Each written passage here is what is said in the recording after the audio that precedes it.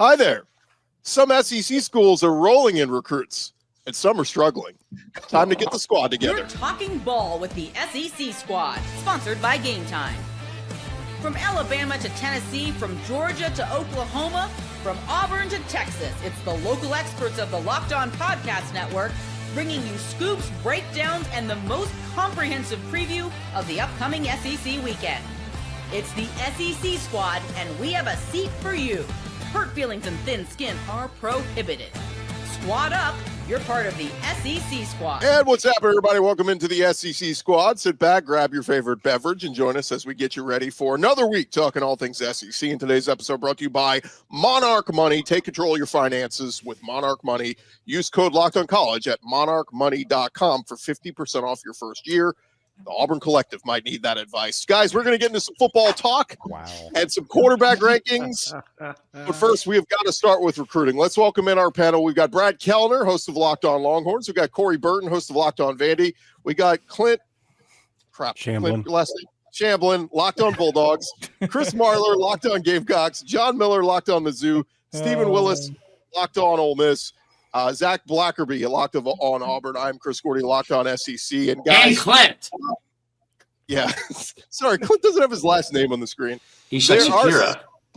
There are some SEC schools right now, speaking of Clint, that are red hot on the recruiting trail. Schools like Georgia and Texas A&M and Alabama are racking up recruits. And then there are schools like Mizzou and South Carolina that are slow to get going. And then there's Auburn. I'm happy Zach Blackerby is here with us this week. Man, I almost didn't come tonight. Zach, what's going on? Like every recruit. I don't know, guys. It's super frustrating because like the easy narrative is you got to win.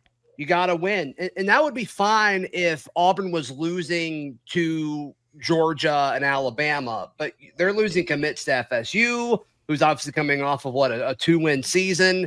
They just had a really talented receiver, Denarius Gray, flip to Kentucky. Once again, this is a football player, not a basketball player. And it's, there's been other guys that they lost out on a lineman to Nebraska. Steven used it a show on J.C.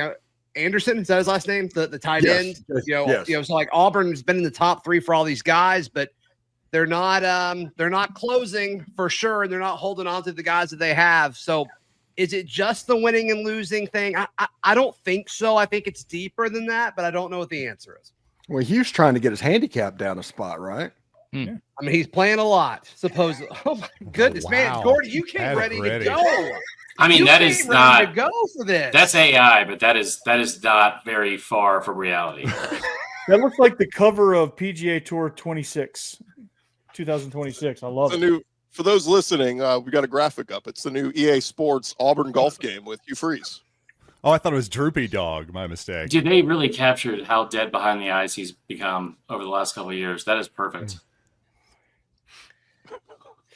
That's where we draw the line. That's where we draw the line. Let's take a look at.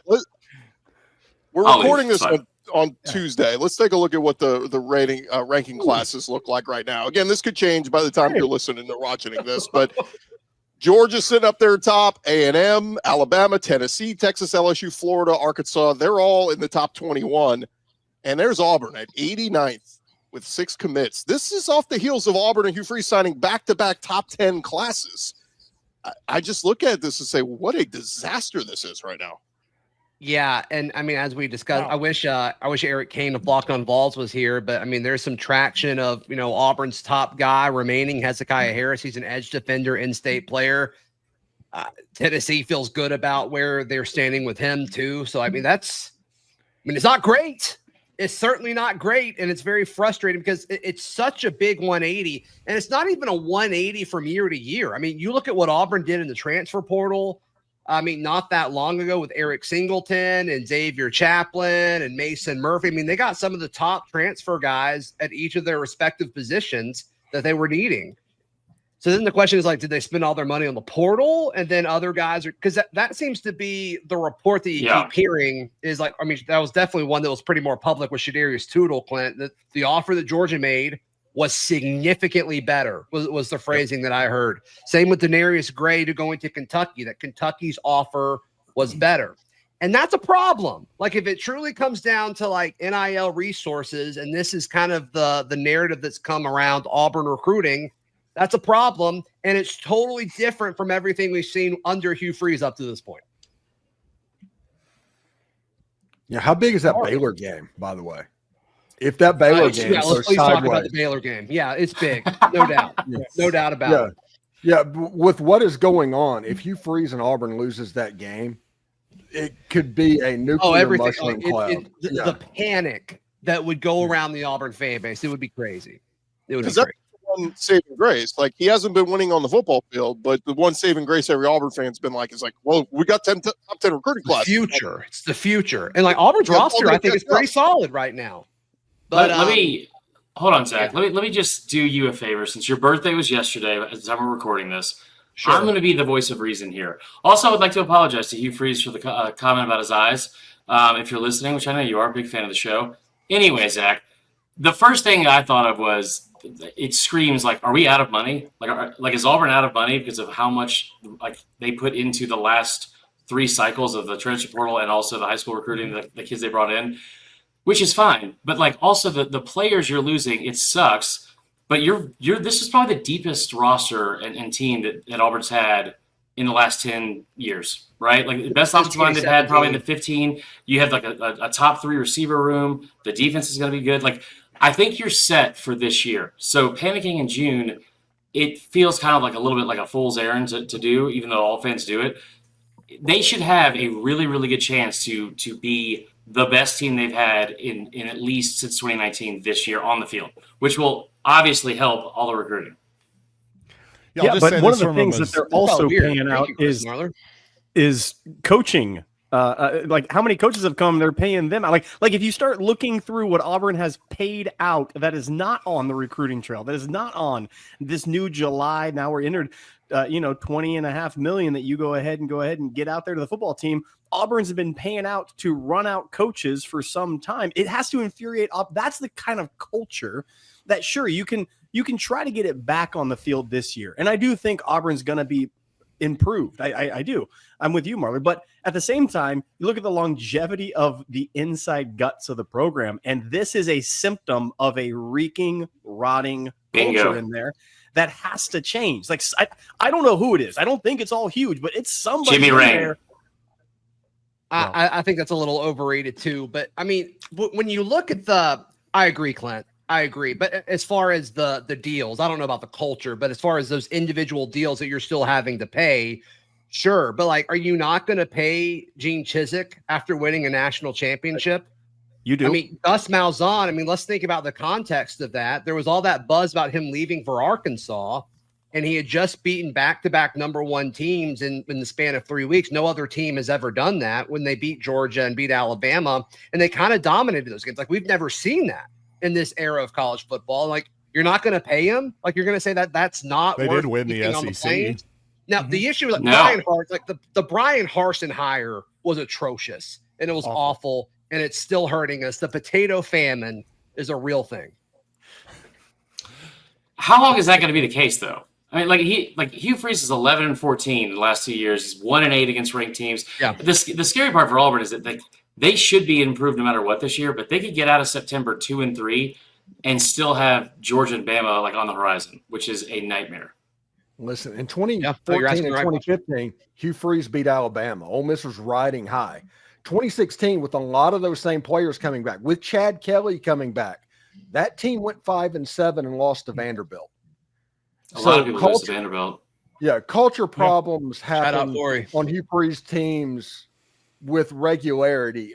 Unfortunately, Zach. I'll just say thank God for Auburn, because otherwise Missouri would be dead last in those recruiting rankings. And I'll just say this from a Missouri perspective, and I think this is relevant for Auburn and just about everybody in the country. What I'm really looking at is the 2026 portal rankings, because in 25, Missouri is still one of the best portal teams, according to most outlets, including 24/7. I believe a top 10 incoming portal class for 2025. it's just going to be interesting to see the allocation of resources going forward. In other words, how much do you put towards the portal? How much do you put towards high school? Is this an allocation of resource thing? I don't know that we're going to totally know maybe until the next portal cycle. If Missouri is significantly down from what they were the last couple cycles, then I am going to get really nervous. I also think there's a staunch difference in staffs that aren't concerned about this new NIL clearinghouse and how strict they're going to be, and coaching staffs that are like, well, if you follow it to the letter of the T, like we can't offer them that amount of money. That was some of the discussion with one of the guys. There's been so many that we lost recently. I forget which one, but where that was kind of part of it. We're just talking to folks in the program. It's like, I'm not sure that deal's even legal right now. And so I don't know. And I mean, to me, I think it's a big bet just to assume that this new group is going to say what they're going to do. But I do think that's part of this too, is like, are these deals that are on the table for these kids going to be 100% legal? Hugh has always been a real stickler for the rules. So that's a good point. I don't think a lot of this is Hugh doing it though. I think it's their GM. Well, just Auburn in general. Yeah. Let's pause it right there, guys, because I don't want to spend this whole show talking about Auburn when they're dead last in recruiting. We got some actual competitive teams to talk about. Yeah, when we return here on the squad show, we do have a big thing happen this week. We'll talk about that next. Let's talk about basketball. Squad show. Hey, back to the squad in just a second, but have you ever wished managing your money felt easier? With our friends at Monarch Money, it can. Whether you're growing your savings, planning a big purchase, whatever it is, Monarch Money is going to put you in the driver's seat. It's like having your own personal CFO, giving you full visibility and control over all your finances. Monarch Money, they are more than just a budgeting app. They're a complete financial command center. They're going to let you track all your accounts, all your investments, all your spending in one place. So in addition to managing your money, start building that wealth. Of course, when you use Monarch Money, you're going to see just how much you're spending on stuff like streaming services or food delivery service, all that kind of stuff. Help you cut out all the excess spending and take control of your finances today with Monarch Money. Use our code LOCKEDONCollege at monarchmoney.com. Get 50% off your first year. That's monarchmoney.com. Code LOCKEDONCollege for half off your first year. monarchmoney.com. Roll along here, the squad show. Appreciate you guys for joining us, and we open it back up to our panel. Guys, we did have a significant thing happen this week on July 1st. We officially started revenue sharing. It's in full effect now on college campuses and schools being able to pay student athletes. Just curious in you guys' minds, what is going to be the future of how all this plays out, from NIL enforcement and crackdown to, just the budgeting your revenue share and how you're going to be able to pay kids directly from the school? Because I saw a story this week from Ross Dellinger that said Open Doors released their annual NIL report and said this past June, NIL collectives paid athletes 800% more than they did last summer. So a lot of regulation, a lot of tracking on what these deals are and if they're fulfilling these deals. And then we got schools like Florida State that are signing kids to binding agreements saying we're going to enforce everything here. I'm curious to see how it's all going to shake out at Vanderbilt. I know with NIL, there's a lot of opportunities to get legit deals with different companies and things. So that's going to play out a certain way. The rev sharing, I haven't really dove fully into it yet, but I am curious how they're going to go between basketball and baseball, since baseball is such a highly thought of sport on our campus. The hilarious thing, really go ahead, Steven. No, you got it. Hey, the funny thing is we have Walker Jones on there. It's $20.5 million. And everybody's like, how are the schools going to raise this money? I was at Ole Miss when the athletic budget was $30 million, and now it's $140 million. And I was only there 15 years ago. They don't have to raise that money. They just means you have to have a third jacuzzi instead of a fourth jacuzzi in the training room. That is what that means. So it does bother me that the fans are probably going to be the ones that end up getting screwed by all of this. And with the NIL collectives and everybody talking about how strict they're going to be on that and the guidelines on that will come down to the first time they get sued and have to cave, because they are absolutely going to do that. I talked to Walker Jones and he said that nothing is really going to change except for players. Now the era of amateurism is over. That's right. The two things I'll be very curious about. The first time, for whatever reason, this clearinghouse aspect says this NIL payment that school has made to this student athlete doesn't count. We're actually overriding and say it's not going to clear. When that first one hits, that's going to be the litmus test, right? And for whatever reason they decide, because again, to this day, the NCAA is a useless organization that has yet to do anything meaningful in the last 5 years. And so when they decide to put their nose into this, well, yeah, I was being generous. You're right. I'm sorry. I should have been accurate much longer than that.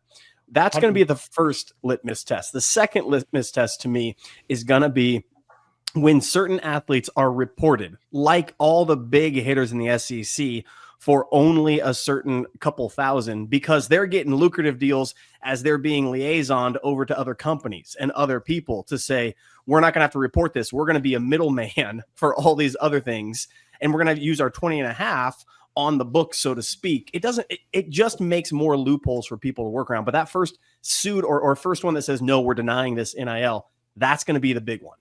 Yeah, that feels like the multi-billion-dollar question, right? Does this clearinghouse actually do anything? Do they try to make an example of a big school? Do they go after a Texas? Do they go after a Georgia? Do they go after a Bama and go after them? Or are they just like, hey, little San Diego State? Or it feels like SMU always gets punished by the NCAA. Hey, SMU, we're coming after you for something. Like, are they actually going to go after the big dogs fairly, or are they going to kind of do what the NCAA did and just pick and choose random schools to set an example? That's, I think, something we're all curious to see. I promise they won't go after Bama. Definitely Mizzou, for sure. Don't even start here, Zach. Don't even start with that. Just a prediction. I mean, I feel like there's a bunch of people, like a bunch of different teams, like that they are not going to go after, like Ohio State, Texas. The scary part here is that like those schools that are already rich are only going to get like infinitely richer. But I mean, I'm with you. Like the idea that Deloitte is somehow going to end up being a consultant on this, and they said in their initial, I guess, proceedings when they were going over this, 70 to 90% of the overall contracts they saw from last year would not be approved by the new guidelines because they were just clearly pay for play. 70 to 90%. Well, those are the ones through the collectives. The actual NIL deals, they said like 90% of those were fine. So what becomes here is they want real enforcement on NIL. If you agreed to do a commercial promoting a product, make sure you're promoting the damn product and you're doing what was guaranteed. That's what the whole thing was when they were telling Johnny Manziel at the height of his fame, no, you can't do an autograph signing. You can't do anything. It's like, let the dude make what fair market value is. But here's the crazy part, guys. Define fair market value. If someone's willing to pay you $8 billion for your services, isn't that fair market? That's if that person's willing to pay you this money, that's fair market. Right. Gordy, I was told that this has lawsuits written all over it. And then what happens? Yeah. I saw Go ahead, Gordy. Well, I was just gonna say, like in baseball, I think it's gotten crazy in MLB, like these ridiculous 10 and 12-year deals. They're stupid. They don't make sense. But the commissioner doesn't step in and say, hey, that's not a fair market deal. Like if a billionaire with stupid money wants to be stupid with their money, let them be stupid. Like if they want to pay a 17-year-old who's never played a down in college football $1 million, that's your bad investment. Or maybe it's a great investment. Who's to say? That's kind of the whole point. What is the market? Exactly. That's why I think ultimately, this is just my opinion at this moment, I think this clearinghouse is not going to have a whole lot of teeth because, as has been alluded to right here, there's a lot of legal possibilities here. I don't see it. That's just me. Yeah. How do you define fair market? Like I think, it's going to be a race between all of the legal departments of these various athletic departments to see who can figure out the best way, the best loopholes, the most lucrative ones, the ones that can get you the most victories. Quite simply. But we have seen this in sports. This is arbitration in Major League Baseball. Right. A team says, I'm going to pay this or I deserve this. And they say, well, no, you got to go to arbitration. And we determine what that fair market value is. That's what we're going to determine. Where does this clearinghouse land? Major League Baseball has a players union. That's the difference. They do. And this is what I'm saying is, we're going to determine. That's why like the first or second or third one comes out. They're defining how to do it. Because if the first school they come up against is maybe the Ohio State or the Texas or the Georgia, and they just say, screw you, we're going to keep doing it and like come after us, like do whatever you can and we'll fight it out in court, but we're going to disregard you. Okay, that lands on one end of the spectrum. The NCAA tries to throw away whatever they can, which is not much. then we say, okay, now it's sliding to another way. And does it inevitably become a players union? Like the Northwestern kid from 10 years ago wanted when he came out and started this whole thing. Well, they've also like become like deduced from like being like the police of the situation and monitoring everything to basically hall monitors with no real power and are just kind of still etched up on this like little, pedestal that they think that they are still governing the entire existence of the sport. I think you're right, Clint. The first thing that's going to happen is they're going to tell someone, hey, that guy's not eligible because he got paid too much money for blah, blah, blah.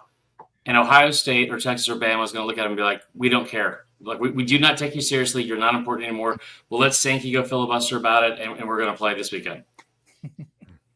I think it's going to be interesting to see who the court of public opinion, which side it comes down on, as far as we're talking about potential legal battles here, essentially between the players and the universities, the ADs. Is the public going to side with the players? That's been kind of the trend in pro sports, but this is really different. We're talking about really overhauling an entire sport here, more or less, and how it's worked. I don't know. It's going to be interesting. That's all I'm saying. That's a fascinating question because, I mean, you talk to a lot of the like college football truthers and traditionalists, which is a big chunk of the fan base. Of course. Big chunk of our fan base. I think it might be a situation where the public opinion, I mean, I think it's going to be split for sure, but I think you're going to see a lot of people saying like, yes, please fix the sport that I love because this isn't working. No doubt. Well, the one thing I think that's not going to happen, I've talked to some people in the know. Some people said, just make them all employees. There are so many problems going down that road if you have to pay them salaries. And if you're a state school, guess what? They're suddenly a state employee. You now have to have holidays off, federal holidays. Like, there's a bad, dangerous road to go down with that. Can I also say, teams like Notre Dame, this won't fly for football players to be employed by the University of Notre Dame. There's only certain coaches that go to Notre Dame because you have a character clause that is in the school that when you become an employee, you must sign. And certain coaches said, I'm not going there. I'm sorry. I can't agree to it. You think that now what happens? Now do you make an exception for those employees instead of the other employees of the school? It opens up. This is a madhouse that nobody thought of before NCAA decided not to care about anything and let it get to this point and get Todd Gurley for getting $400 for an autograph. Like, this is the paved road that we end here. It's craziness that we're going towards. Also, you imagine Brian Kelly value for a Todd Gurley autograph at that time. Would you say, Clint? What'd you say? Fair market value for a Todd Gurley autograph at that time. What would you say? At that time? Oh my gosh. I think that could have sold for an autographed jersey. Todd Gurley probably could have sold in the hotel lobby for $1,500 easy. Yeah. So is that fair market value for Deloitte? I don't know. What would they say? That's right. And he could have charged $100 a head. Like, line him up and crank him out. Good for him. Right, this has been a very serious conversation. When we come back, let's have a little bit of fun. The NCAA video game college football is a week from coming out. They put out their quarterback rankings. We'll take a look at where the SEC quarterbacks fell in that category coming up next. SEC squad talking more ball. And fellas, if you missed it, we're a little over a week away from the next iteration of the college football playoff video game coming out. And by the way, Zach, good news, the basketball game is going to come out in 2028, so you'll be able to play with Auburn in that game. Thank goodness. But the quarterback rankings came out. I'm curious what you guys think of these rankings. Coming in as the three best quarterbacks in the game, they have Cade Klubnik, Garrett Nussmeier, Drew Aller at 92 overall. Rest of the SEC, Lenore Sellers coming in at number 5 at a 91. John Mateer, also a 91 overall. Arch Manning, a 90. Guys started 2 games in college, and then DJ Lagway at 90. So overall thoughts on where some of the SEC guys rank in this list? I like Lenore Sellers being up there. I'll say that. I'm glad he got some respect put on his name. And I will say former SEC guy Carson Beck, probably the most overrated guy there at 91 to me. Ooh, I would disagree. Dude, he is going to put up ridiculous numbers when he goes to... Is he healthy? Not mentally or emotionally, but he's going to be fine. And like he's going from a situation. He's going from a situation at Georgia where he had to play like half his schedule against top 20 opponents, top 10, top 20 defenses, and now he's going to go to a Miami team that's going to play in the ACC. And I think last year Cam Ward, I think they played 2 ranked opponents all year, and 8 or 7 or 8 of their 12 opponents in the regular season were outside of the top 50 in pass defense. Like, he is going to have a monster season if he throws anybody. Yeah, Nico Iamaleava being ahead of Diego Pavia is kind of interesting, at least. Yeah, it's very interesting. I mean, he won the head-to-head matchup, but Tennessee beat Vandy. Tennessee was supposed to beat Vandy, but Nico is not a better quarterback than Diego Pavia. No, I totally agree with you. I was just about to say that. Also, that number 13 there, making $8 million, but being the 13th best quarterback in the country is kind of like what we were just talking about, just kind of a bizarre thing. Good job, Duke. Luke Altmaier got ran off from Ole Miss. Yeah, Luke Altmaier got ran off from Ole Miss for Jackson Dart at number 14. I think Luke's going to have a really good season for Illinois. I think so as well. He's going to have a great season.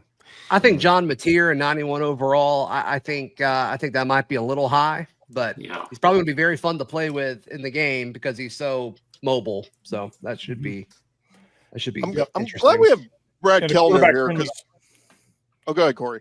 I was going to say very mobile in a quarterback-friendly system, too. That's going to be fun to play with.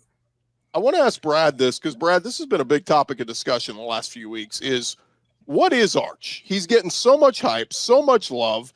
Everybody's loving on him, but do we think it's a little over the top? Where are we with Arch? Well, it depends on who you ask, right? I mean, for Steve Spurrier, it's it's nothing. But for some guys, he's getting incredibly overhyped. I feel like 90's accurate. I don't really know where to put him when it comes to these ratings. I will say this, Gordy, you said he only started 2 games. In those 2 starts, and really just for the entirety of the season, Arch Manning had the same number of total touchdowns as DJ Lagway did last year.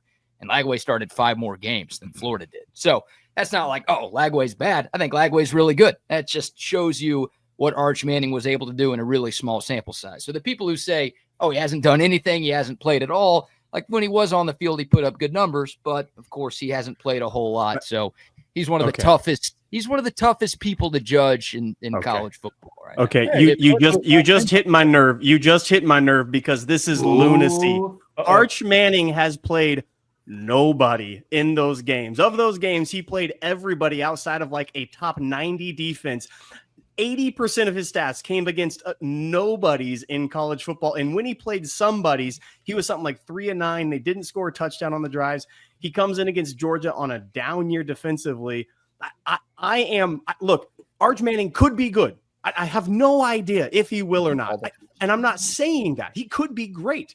What I'm saying is everybody ready, Paul Feinbaum ready to crown him the prince of college football, cracks me up because no one ever applies the same metrics we're applying to Arch Manning to anyone else. Yeah. Sellers has more pure athleticism, pure talent, and statistical analysis. He should be 95. If Arch is 90, Lenora Sellers should be 96, 97, something like that.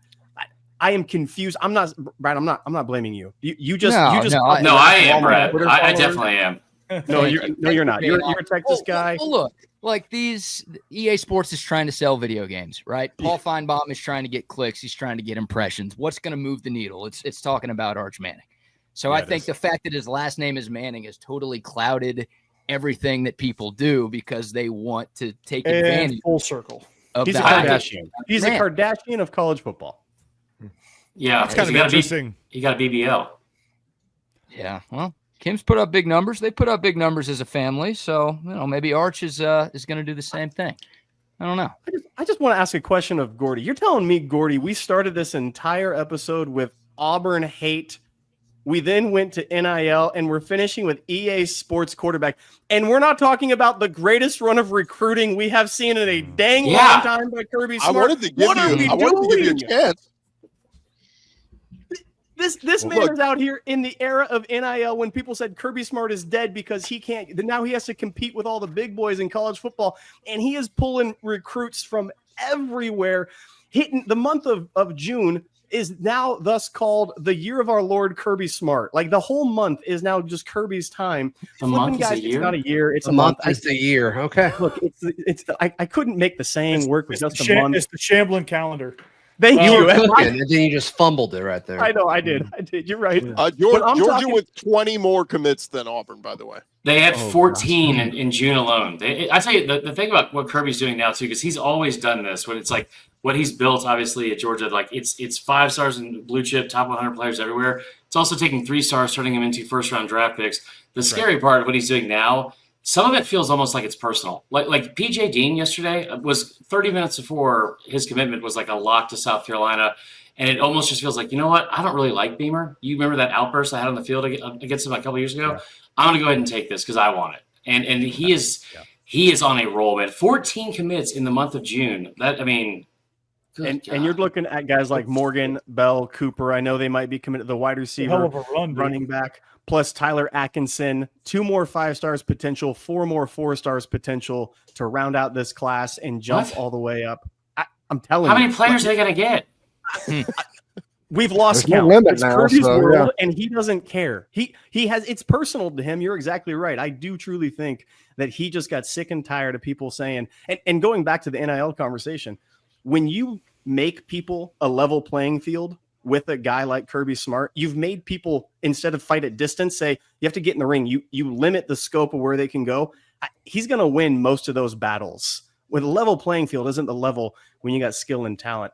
I can't believe this heater is on. I called this the most important recruiting class in Kirby Smart's era, even year 1 and 2. I think this is it. This is a trajectory year for Georgia, from dominating to everybody talking a step back, everybody doubting them, everybody saying Gunnar Stockton can't play. Look at why is the most important? Yeah, everybody said they were only going to win 6 games this year. Are we doing that, Clint? We are doing that this year because they're actually saying that. This year is true. Last year was not. Because I think it's because Kirby Smart, last year's culture totally changed with Carson Beck. We lose offensive coordinator, go to Bobo. Everybody wants to blame Bobo, and Kirby Smart can't coach. All he can do is get Jimmy and Joe's. That's all he can do. Back to those 3-star, 4 stars. Now what he's saying is, in the era of NIL, where everybody's paying for players, and I'm telling people, he came out 2 weeks before this run and said freshmen should not be making more than seniors at Georgia. He said that statement publicly in an interview, and now he's getting all these freshmen, paying them some amount of money, dropping bags on certain dudes. That's true. But also saying you're not going to make more than my seniors. They're buying into his system and his way. This is important because it resets the culture that was lost last year that I think accounted to a huge down year for Georgia standards. It's cool that he finally had like a breakthrough and like finally figured it out on the recruiting trail for sure. Yeah, seriously, Georgia needed this. I will say, like, victory arc. Yeah, this is such an incredible come from behind story, just a rags to riches for sure. It's like a Disney movie. You of all people, if anybody else said that, I would have laughed. But you of all people need to shut your hole. I will tell you that, like, him going 11-3. The thing that I was most surprised about with Georgia last year is nobody seemed to talk about the schedule, having 6 of their first 13 games against top 20 opponents. How many of these do you have? It's just Twitter. 5 of those were away from home, right? And then he goes into the postseason without a starting quarterback. They got to go play a really good Notre Dame team. And oh, by the way, the day of the actual like what was it, the quarterfinal or semifinal in the Sugar Bowl? There's a domestic terrorist attack on New Orleans. They have to postpone the game for a day. Then this is not trying to make light of the situation, but on the way to the game, his dad has a horrible accident and dies during the game. Like, there were so many things that had to go against Georgia's way for them to finally lose in that spot. And, like, it was odd to me that nobody was making the excuse. And I think it's a kind of a testament to how big the program has become and how good they've become, because no one's going to make an excuse for them since they are at the mountaintop. Well, it could be, we'd be real too. I mean, Saban not around anymore has really opened the door for Kirby to just run roughshod on recruiting. Yeah, that's true. Yeah, still lose to DeBoer, but yeah. Sorry, Clint. Well, we'll end today's show with a picture of Hugh playing golf again. We know that's going well. So I want Marler right now on SEC Squad Show. I want you to put your money where your mouth is right now, Marler. Oh, you think I have what money? Are you putting on the game? You think I have? I have predicted Georgia to beat and win that game every year for the last 5 years in a row. Emotional hedging. It's called emotional hedging. I know what you're doing. That's a fun way of saying that I don't know what I'm talking about. I feel like they should have won most of those games. You're a more talented team. You're playing against Jalen Milroe. You're talking about all these people that they were talking so poorly about Kirby Smart. The amount of Georgia fans and media that were, the way they spoke about Nick Saban and the fall off. My God, I tell you what. Tell me how many players tear an ACL before that game that are starting receivers, and I'll tell you how much I'll put on the game. Because that's the only time Kirby's beaten Bama in the last, I think, 9 years. How'd that go for you, Clint? Wasn't Brock Bowers and Lad McConkey? They were hurt in the SEC title game. Was that a bet? Is any money exchanging? There's no bet yet. What's the bet? He's not making one. All right, Zach, I need to borrow $100. I need to borrow $100, Zach. Clint, it's $100. 4-1 odds. Zach is not pleased. Zach's like, I'm not doing that. Yeah. On a side note, Vandy beat out Coach Prime for a recruit today, so that's cool. Let's extend the show. I want to thank John Miller because I think it's really cool that he wore a Janai Broom jersey to this recording. Did he really? Yeah, it's a throwback too. It's from 72 and the year he was born. That's never mind.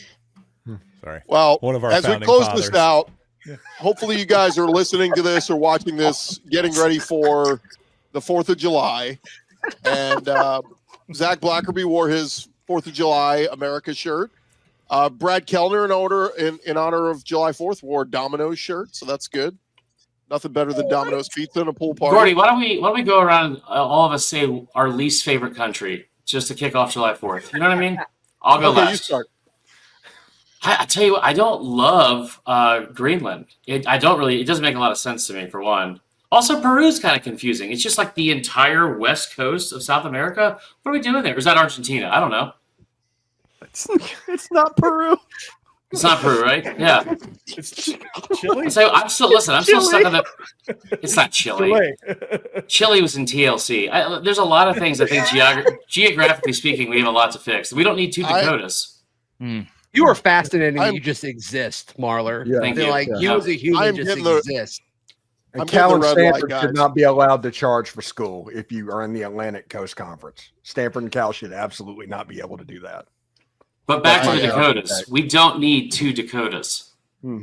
By the way, I was just in California and I was on Cal's campus and I could see the Atlantic or the Pacific Ocean from Cal's campus, and they're in the ACC. It's in the bay. Yeah, it's a good point.